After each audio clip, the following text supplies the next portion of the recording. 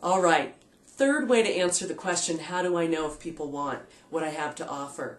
And really all three of these, as you can hear, kind of feed into each other. And the third way is to test it.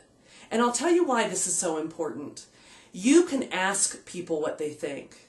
But we all know that there's a difference sometimes between what people say they want or say they'll invest in and what they actually want and will invest in.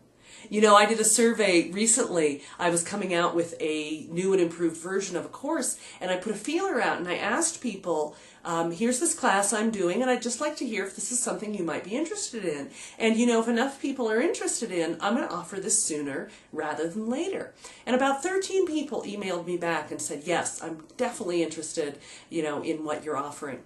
And I went on to pull the class together, offer the dates, and you know what? Not one of those 13 people ended up enrolling in the class. Fortunately, I found other people who wanted to join, but it's just a great example that there is sometimes this gap between what people say and what they'll actually do. And in business, what's really going to make a difference for you is what people actually do. And again, this can work both ways. Another example is I always used to joke with my clients. I used to offer an 8-month communication training program called Work on Words. And I always joked with my clients that if anyone had polled them and said, would you spend 8 months, and the program was anywhere from $2,000 to $3,500, would you spend this much time and this much money just on your communication? Most of them would have said, no, absolutely not.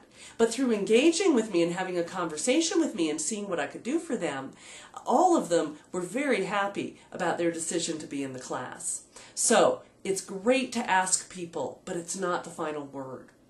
So what I also recommend is that you find a way to test your idea.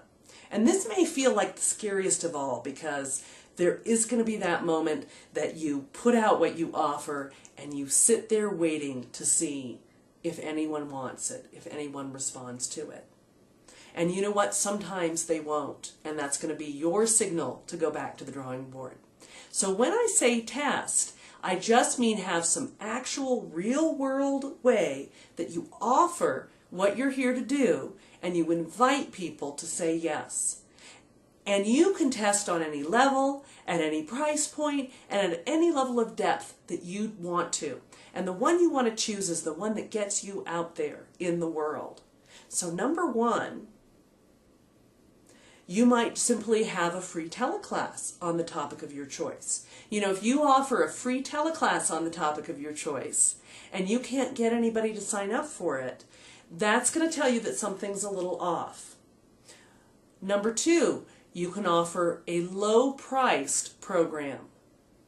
And you can even offer it at a test price or a beta price to see, again, if there's a response to it.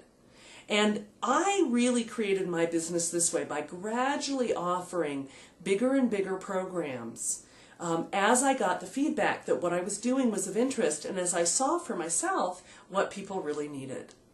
So those are the 3 ways that you can really engage with that question, how do I know if people want what I have to offer, instead of letting that question stop you in your tracks.